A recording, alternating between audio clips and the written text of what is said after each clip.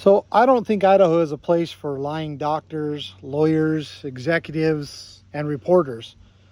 And so I hope they'll go somewhere else to do their lying.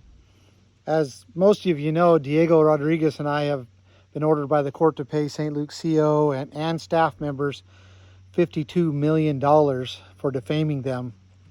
But the problem with this is that St. Luke's witnesses and attorneys lied to the jury many, many times. In fact, let's look at a few direct, indisputable lies that St. Luke's CO, attorneys, and doctors made in court. You can decide for yourself. First, let's look at Dr. Rachel Thomas, the admin doctor for St. Luke's Meridian Hospital. She testified in court under oath that, quote, the baby would have died if they would not have taken him. With help from crafty attorneys, she lulled the jury into a heartwarming story about how she goes to Haiti and provides medical care for children that are malnutritioned. And after the jury was awed by her benevolent care and service to Haiti children, she then flat out lied to the jury about baby Cyrus. She said, quote, he looked like a baby from Haiti. The baby's stomach was descended, his eyes were hollowed, and he was unable to sit up. So this is her quote. This is what she said to the jury, among other things. Now, I have showed you videos of Cyrus right before he was taken by Meridian Police and then sent to the hospital. This video is just minutes, no more than an hour before Rachel Thomas first saw baby Cyrus. Yet, to the jury, she testified under oath that, quote, he looked like a baby from Haiti. The baby's stomach was descended, his eyes were hollow. But look at baby Cyrus, look at him. Does he look like he's a malnutrition baby from Haiti? Does he look like these babies? Dr. Rachel told the jury that he did, that he looked like a baby from Haiti. This video is right before they took Cyrus. It is the best evidence that you are going to get. Look at it. Dr. Rachel Thomas is a liar. Now, if you think I'm being too hard on her, I'm going to give you some more evidence that will further impeach her. When Cyrus was transferred to the Boise Hospital, the ambulance record shows a completely different story than what Dr. Rachel Thomas told the jury. The ambulance record reads, patient is 10 months old, male, acting appropriate for age. Patient is looking around, surrounding, and interacting appropriately. Skin is PND. Primary assessment completed. Breathing appears non-labored with no accessory muscles used. Normal strength. No acute life threats noted. Patient does not appear to be in any physical distress. So that's from the ambulance records. The EMT also wrote in the report that Dr. Rachel Thomas, quote, handed us the patient secured in his car seat. She stated, just go, this is a healthy baby with no interventions.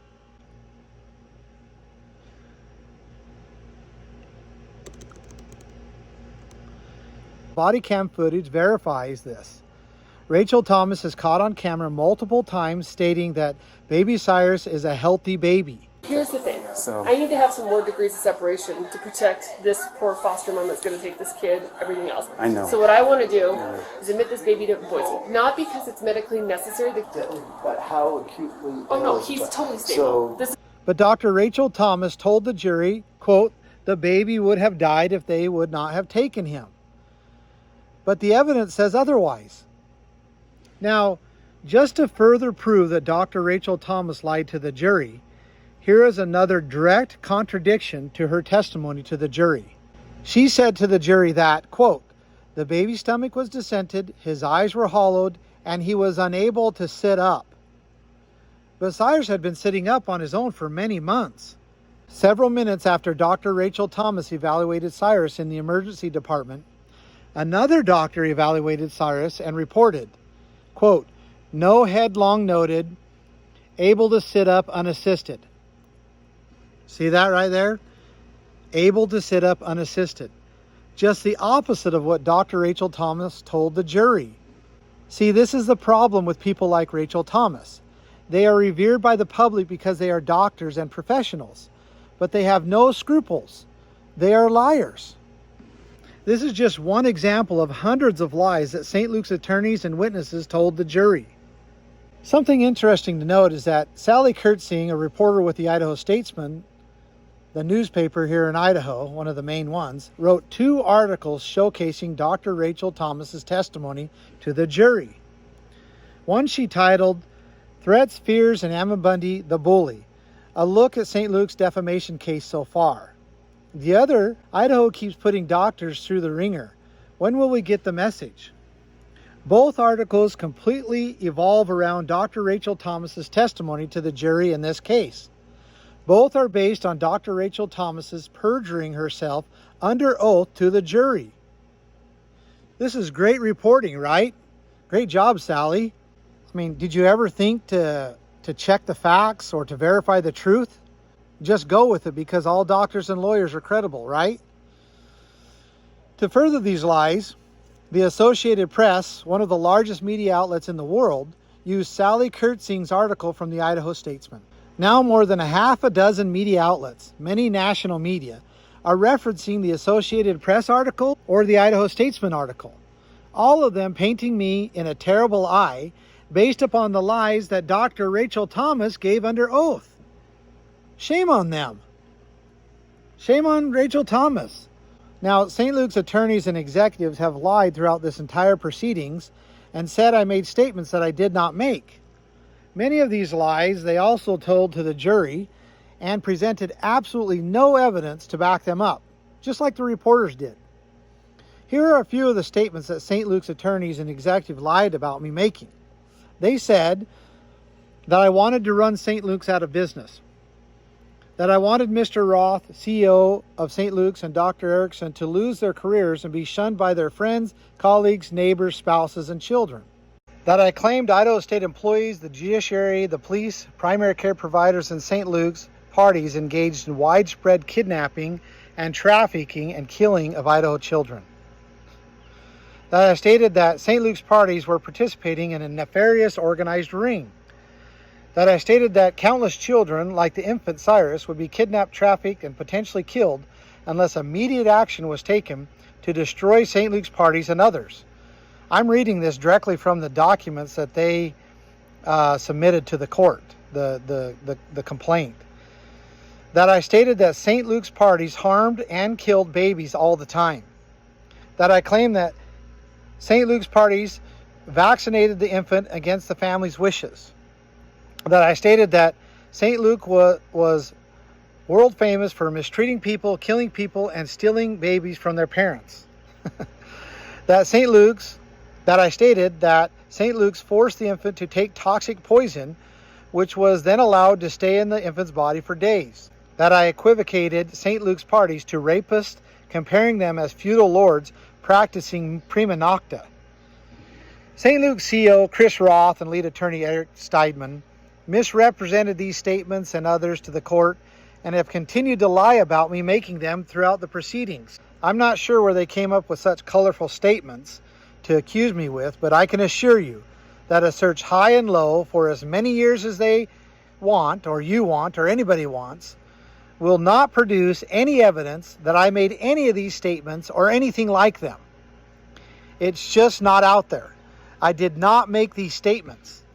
A few of them appear to be statements that are similar to what Diego made, but none whatsoever were made by me.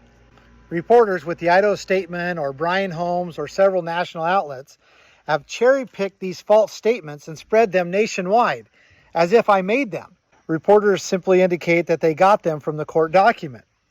So I suppose reporting lies about someone saying something is okay as long as the reporter found the lies within the pages of the court document, right? Verifying the truth, I guess, is not something they do anymore. Just not something that matters anymore. And such is the state of our media. Truth means nothing to editors and reporters who are seeking to discredit someone because they do not agree with their ideology.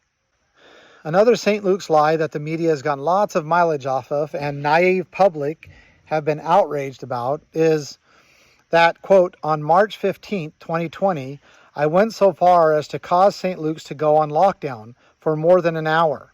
During this time, nurses, doctors, and other employees could not enter or exit the building. St. Luke's directed patients to other facilities and rerouted ambulances to other sites. That is St. Luke's actual written accusation. If you live in Idaho or have read any of the mainstream articles, I'm sure you have heard this lie. Quote, that I caused the hospital to be locked down. The funny thing about this is that on March 15, 2020, the day St. Luke's and the media, like the Idaho Statement, claimed I caused the hospital to go on lockdown, on that day, I was in court all day. Yep, I have very strong alibis. The judge, jury, the bailiff, the prosecutor, all the witnesses, and even reporters taking notes and pictures in the gallery. The reason why I say this is so funny is that both the Idaho Statesman and the Associated Press reporters knew I was in the courtroom all that day and knew I could not have been responsible for causing the hospital to go on lockdown. Here's a picture that the Idaho Statesman published that was taken in the courtroom on March 15, 2020, the same day St. Luke's CEO and attorneys said I caused the hospital to go on lockdown. Here's that same picture published by the Associated Press. If you look, they give the date, March 15, 2020. 3 facts are evident about this information. 1, I was in the courtroom all day on March 15, 2020, and therefore did not cause the hospital to lock down. 2, Idaho Statesman's reporter knew I was in the courtroom that day, but reported that I caused the hospital to lock down to make me look bad anyway. 3, the Associated Press also knew I was in the courtroom all that day as well. For nearly a year and a half, I have speculated to why St. Luke's shut down the hospital that day. There was no threat by protesters. There was nothing protesters did that day that was unusual. They were in the public street holding signs and talking with each other. The police would have quickly arrested someone that was blocking the hospital or harassing anyone coming in. There is no police report indicating any such activity. So why did St. Luke's shut down the hospital at that time?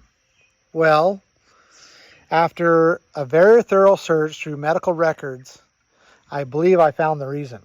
At the very same time, the very same hour that St. Luke's discharged Cyrus from the hospital and transferred him to the CPS facility is the same time that the hospital locked down. They used the hospital lockdown as a distraction and blamed it on Diego and I. Look at this medical record. Look at the date. So this is absolute evidence that St. Luke's executives, staff, and attorneys, CPS agents, and law enforcement all know that Diego, nor I, nor protesters caused St. Luke's Hospital to lock down.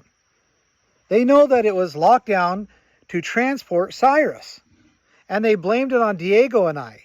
They even lied to the jury about this. The saddest part of this discovery is that it confirms that St. Luke's executives, staff, attorneys, CPS agent, and law enforcement colluded against Diego and I. They have allowed this lie to circulate many times, knowing it was a massive lie that made Diego and I look like terrible, insensitive people. This is why I have difficult trusting the media, institutionalized employees, state agents, and law enforcement. However, I pray that they will repent of their lies, seek amends, and allow all involved to move on as better people in peace. If not, I hope they will do as Dr. Rachel Thomas did. Leave Idaho and move out of the country. Thank you.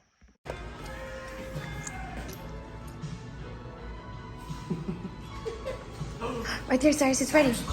Look, Cyrus, go in, go in. Go in.